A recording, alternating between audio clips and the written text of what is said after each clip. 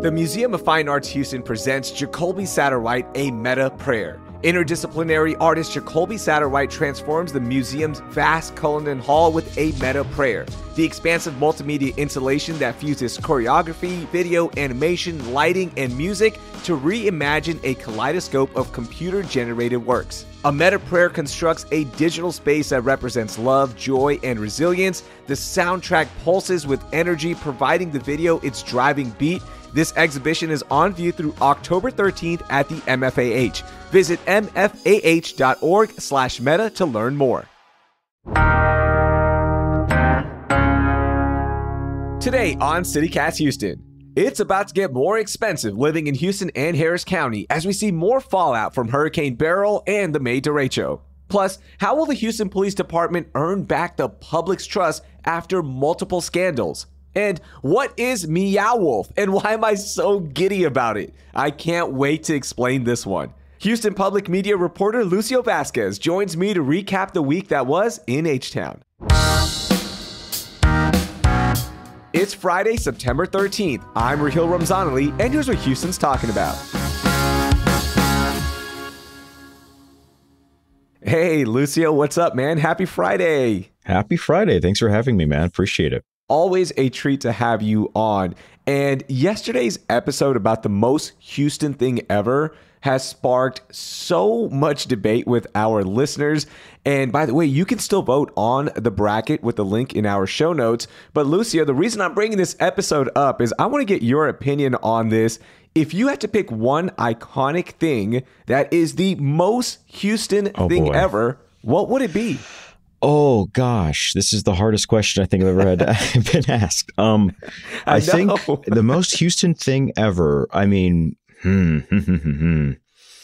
maybe okay. I was listening to one of the previous episodes that I think you had with Faith, the slabs, those cars. I'm not super well versed, but every time I think of Houston, I think of like energy transition and like really like down to earth, like underground stuff. This is a long-winded answer, but basically, when I think of Houston, I think of like all the DIY underground. So I'm thinking of like the underground art scene that like no one's talking about. I think that's what makes Houston have its heart, Yeah, the street culture, from the graffiti, from the slabs, the swangas, the music, chopped and screwed music is obviously one of the more iconic things. That didn't make our bracket. We had to trim it down. We only had 8 things to vote on.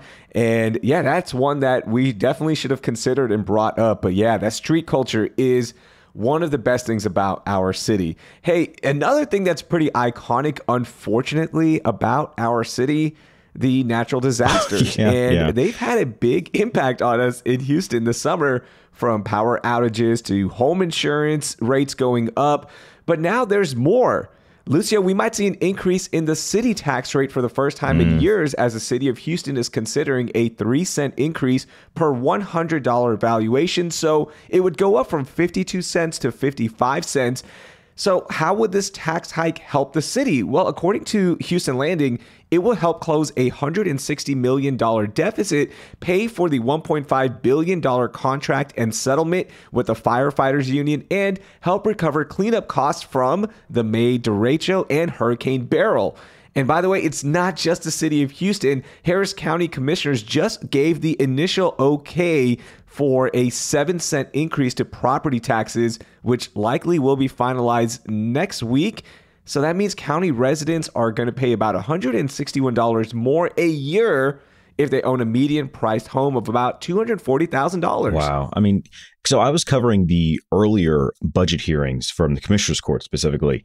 And yeah, it was interesting because for the last 5 or 6 years, I'm not entirely sure the exact number, but basically we've seen a decrease in the property tax rate. And so it was almost an inevitability that eventually we're going to see this increase, this ramp back up, right?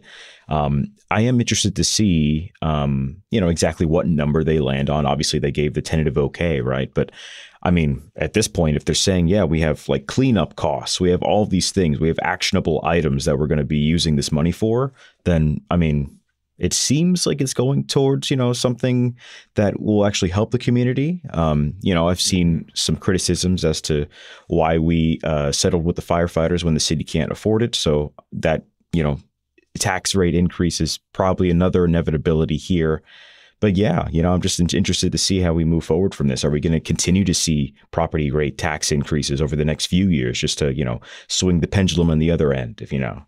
Yeah, for sure. The city's tax rate has actually decreased for most of the last decade, about 9 out of 10 last years, because voters approved a cap on property tax revenue. And then the state lowered that cap even more, but it doesn't apply after major disasters. And this is where everything changes, right? You have that ability to raise it. So you've got the city side, you've got the county side. So you could see a double increase coming here in the next year, and somebody has to pay for it, right? And it's almost unfair. Like, don't we have rainy day funds? Isn't there something available? But no, there's not, unfortunately. Yeah, I mean, living in Houston, Harris County, I think it's almost like a weird abusive relationship with the city, with the region, I mean, I love Houston, but at the same time, this region is just pelted constantly. Like, I mean, you guys had just discussed, I think this week about home insurance, I think Progressive, right? Yeah. Getting out of Texas specifically for this reason. And I can't say I'm surprised. Yeah, we discussed that, and it's something that's impacting a lot of Houstonians, and more companies, this is my opinion, I think they're going to start pulling out as well, because the risk factor of everything that's happening here because of climate change, the hurricanes, the storms. So something to watch out for as we, progress and life gets more expensive in the city of Houston, something that is one of the big calling cards. Everyone comes here because it's more affordable, but slowly but surely it is changing. Yep. It is changing. Now it's getting colder. And so the state just breaks whenever it gets too cold. And so now we have to worry about that. Gosh, I remember one of my first apartments after I had moved to Houston proper. It was a few months later, the winter storm happened. And I had renter's insurance, thank goodness. But wow, like a pipe broke through my wall. Like it flooded the apartment. It was a whole thing. And so, I mean, as a renter still, I'm a little apprehensive if I do actually want to own a home one day in Houston. Yeah, it is definitely scary.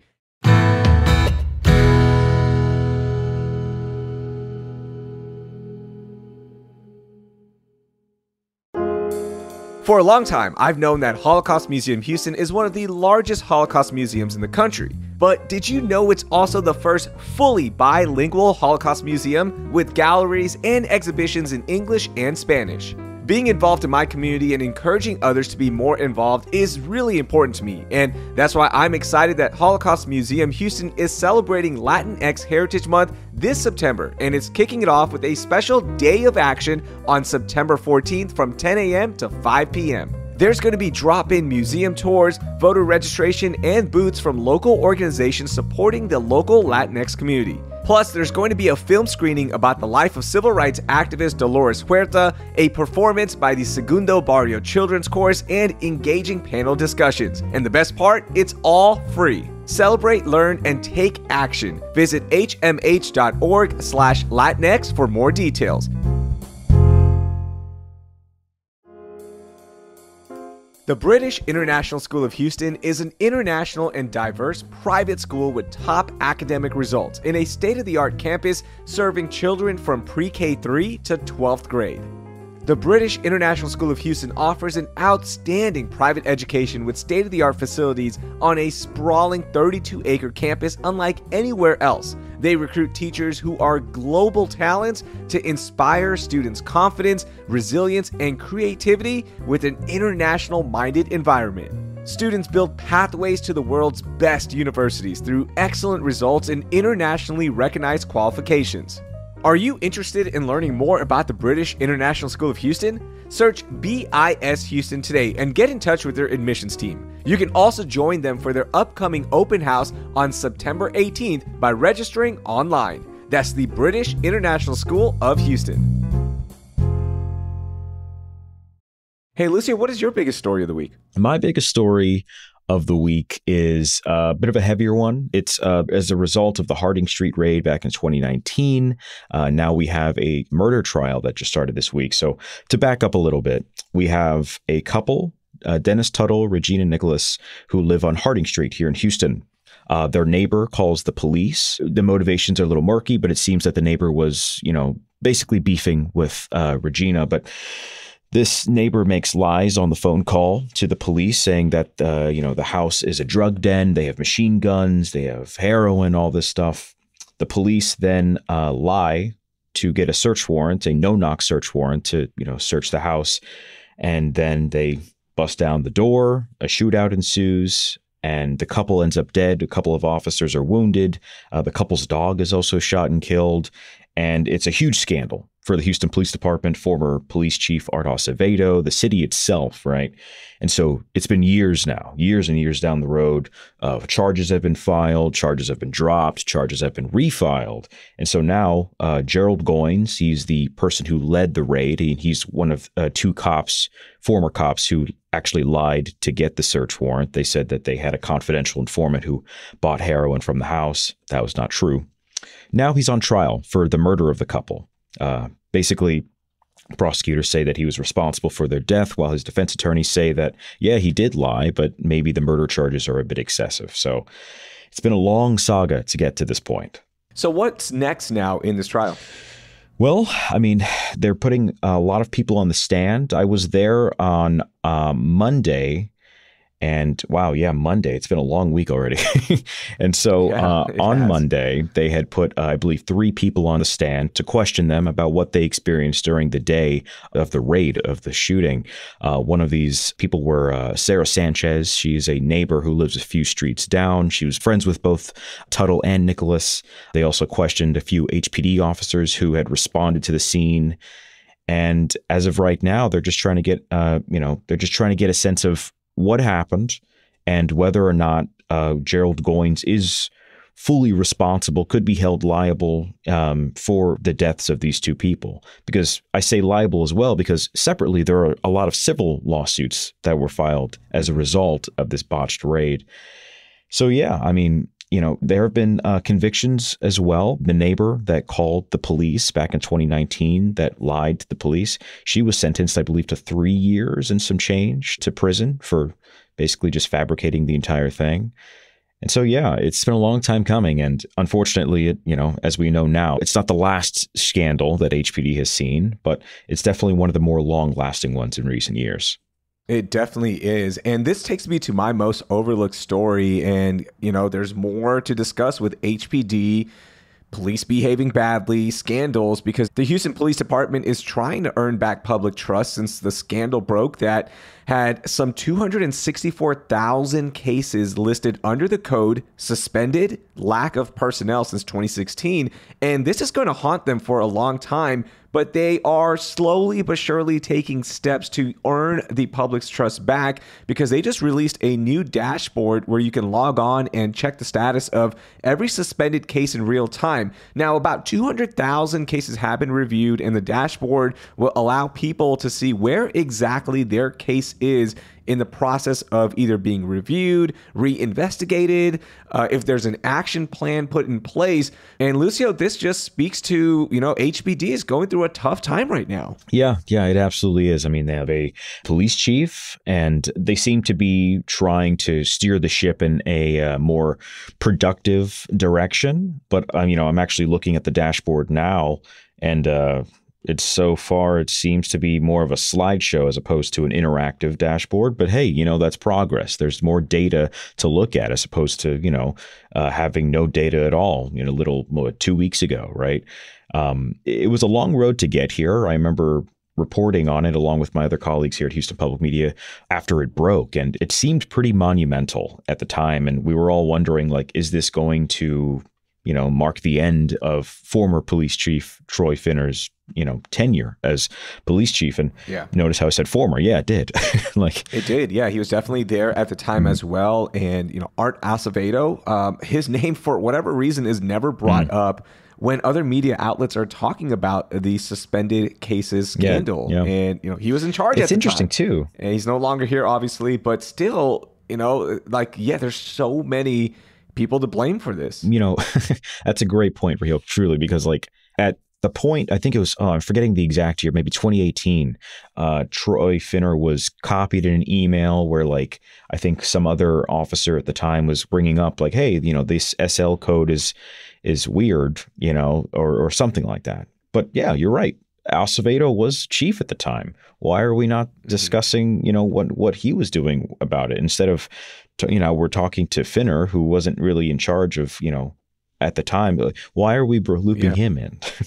The other thing about this with public trust, it's going to take time. And HPD really has to put their best foot forward and make sure that the public trusts them and that they're taking actionable items to earn that trust back. And you got to put your best behavior forward at this point, right? You can't have any more scandals because it's already thin when it comes to trust. Yeah, no, absolutely. And I mean, looking at it again, 75% have been reviewed as of, I think, August 30th. And that's 75% of more than 250,000 cases. So there's still a giant amount of cases. The amount is not nearly as insurmountable as it was before, but there's still like about 70,000 cases that are still pending review as of right now. It's going to take a long time, I think, but, we'll see what happens. Yeah. And by the way, Finner did tell the Houston Chronicle that he was pushed out to bury the scandal and almost move forward, it seemed like. So there is that nugget when it comes to this story and the scandal. Pretty big nugget there, but yeah. Hey, what was your most overlooked story, Lucio? My most overlooked story is a story that almost gives me deja vu. It's about former Texans quarterback Deshaun Watson. He's now playing for the Cleveland Browns, but another lawsuit was filed against him recently, accusing him of very similar conduct. Basically, I think it was like 24 or so women came out and had accused him of sexual assault during massages. And this was like back in 2020, 2021, so years ago. And this new lawsuit is very similar in the accusations, also took place in that same time frame, 2020 to 2021. And personally, I remember covering a lot of these lawsuits at the time. It seemed like there was a lawsuit that was filed each day by attorney Tony Busby. And most of them have been settled at this point. And I think Watson got some kind of probation period that he wasn't able to play. I'll be honest, I'm not a big sports fan, so I am not entirely sure what other punishment that he got other than seemingly slap in the wrist from the NFL. Yeah, and I want to jump in here, Lucio, because he got an 11-game NFL suspension in 2022 for violating the league's personal conduct policy stemming from those accusations. And he also had to pay a $5 million fine. He had to receive counseling before he was reinstated. He had already sat out a year as well because he was holding out for a trade away from the Texans. But the reason I'm bringing that up and that suspension, like 11 games, okay, and a $5 million fine, okay, that's fine. Like, that's a punishment. But here's the dirty side of pro sports. And I've always had a tough time dealing with this as somebody who is a big sports fan. I love rooting for my Houston Texans and all my other teams. But pro sports can get dirty. And the Texans didn't do this. The Browns actually did this. They gave Deshaun Watson, after all of this and after everything was public, they still gave him a fully guaranteed $230 million contract, one of the biggest in NFL history for a quarterback. So it just goes to show that in pro sports, if you are a good player, teams will overlook a lot of things, including sexual misconduct and allegations like this. And of course, these are still allegations. A lot of them were settled. So those settlements don't necessarily incur any kind of like guilty verdict or anything like that, right? So I think it is important to emphasize at least that aspect of it, right? But, there is the court of public opinion, right? And that's a whole different beast. And, if someone is accused of something, whether it be true or not, even the accusation can make people a bit uncomfortable if they're representing your city or perhaps, running for president, Yes, that as well. And so Absolutely. I can understand both sides. And so I am interested to see what happens with this new case, right? Because it is a few years down the road. It seems to have, the noise around Deshaun Watson seems to have quieted down. So time will tell. And the other thing, I was talking to our executive producer, Laura Eisenstein, before this, because I wanted to get a woman's perspective on this. And the hashtag Me Too movement isn't over. And we're still seeing effects and fallout from the Me Too movement and holding people accountable for their actions and fighting against sexual assault and sexual abuse. And that's the biggest thing. People in power, you got to hold them accountable.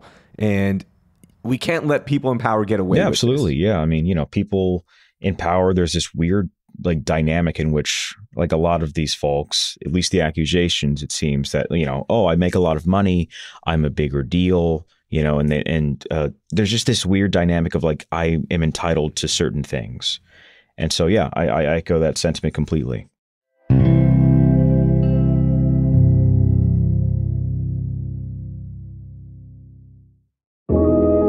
Houston's original neighborhood, downtown, is for everyone. And right now is the perfect time to start a new Saturday tradition with the Market Square Park Farmers Market.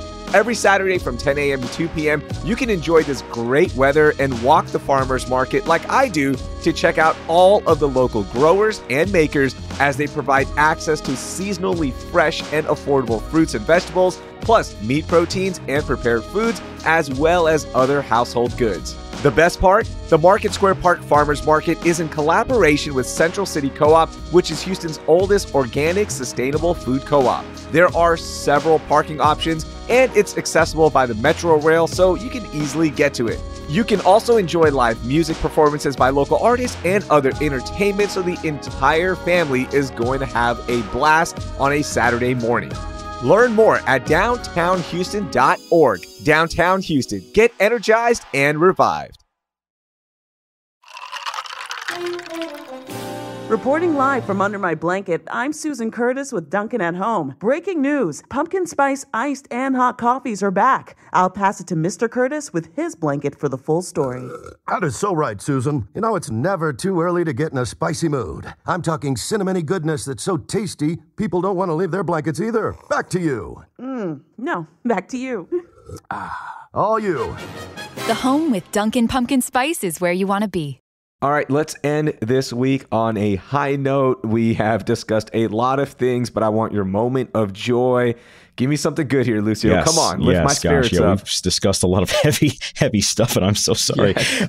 My moment of joy is the River Oaks Theater. It's opening back up in, about a month now, and I'm very excited. I love movies, and I love the River Oaks Theater specifically. I never got a chance to see one of the performances of Rocky Horror there, and so I was always kicking myself because I missed it, I don't know if it's ever going to open again. I actually covered the closing that night, the last showing. I think they showed Minari, I believe it was, and then they had a candlelight vigil outside, and they had signs, and everyone sang, and it was very emotional because this place means a lot to people. A lot of people who, I guess find an identity in that community really gravitate towards that place. So I'm really excited to see it open back up. Is it going to look exactly the same, or are there new upgrades? Is it going to be a little different? What's I think the deal? They're upgrading it. Admittedly, I haven't kept up super closely. I've been trying to reach out over the last, it's been 2 years now since it closed. Yeah. And they've been telling me basically we'll have an update. And then, time will pass. Obviously, they've been hard at work, so I understand. But from what I understand, there's going to be some cosmetic upgrades. The marquee, I believe, is going to be the same outside. All of the, that's going to be the same. That's pretty iconic. I believe there's going to be new seats, though. I think there's also going to be some new food options because I believe it was bought by, let's see, I'm looking at it right now, Culinary Concepts and Star Cinema Grill. So we can expect an upgrade in the food department. So let's see, it's opening October 3rd. The new movie, the first movie that they're going to show is the new Joker movie, actually, the sequel to Joker that came out with Joaquin Phoenix a couple years back. And they're bringing back, the Rocky Horror Picture Show. They're also showing some classic horror films as well. I'm personally really excited. I think it's going to be a really good time. That's really cool. I can't wait to go catch a movie there. Okay, my moment of joy. I am so excited for this. Meow Wolf officially has an opening date for its Houston location in 5th Ward. And Lucio, do you have any idea what Meow Wolf is? I do, because I'm a freak. I love this. I love him so much. Okay. So have you been to one? No, because I'm also a sad freak. I'm a freak from afar, Raheel. Okay, Lucio, the reason I'm asking you this is because I've been to the Meow Wolf in Santa Fe, New Mexico. And the way I was told to do it was, don't look up anything about Meow Wolf. Buy your ticket and just walk in. So you're probably thinking as a listener, like, okay, this sounds kind of weird. Like, what are we going to do here? The best way I can put it, it's an immersive art gallery that you have never, ever experienced before. I'm telling you, the best way to do it is literally just go in cold. And it's going to be opening on October 31st. And they also announced the theme, which is going to be Radio Tave.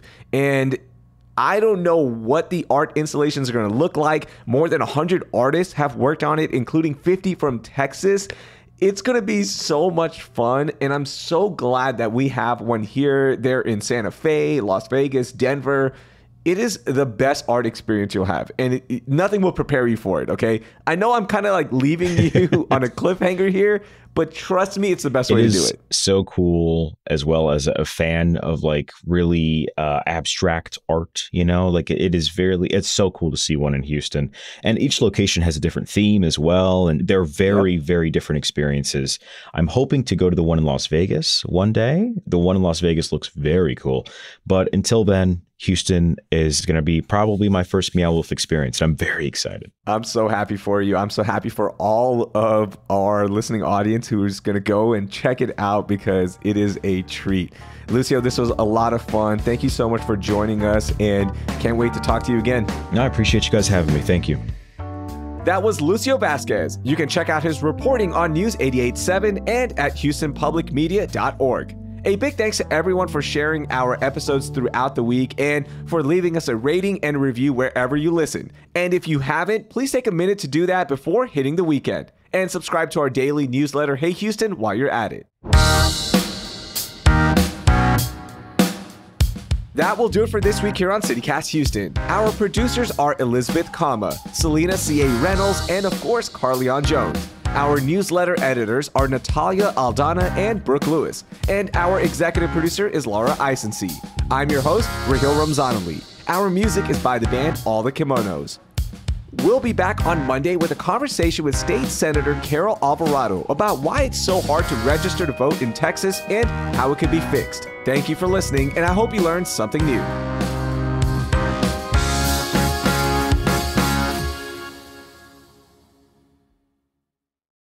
Here's another take after I drink some water. Here we go.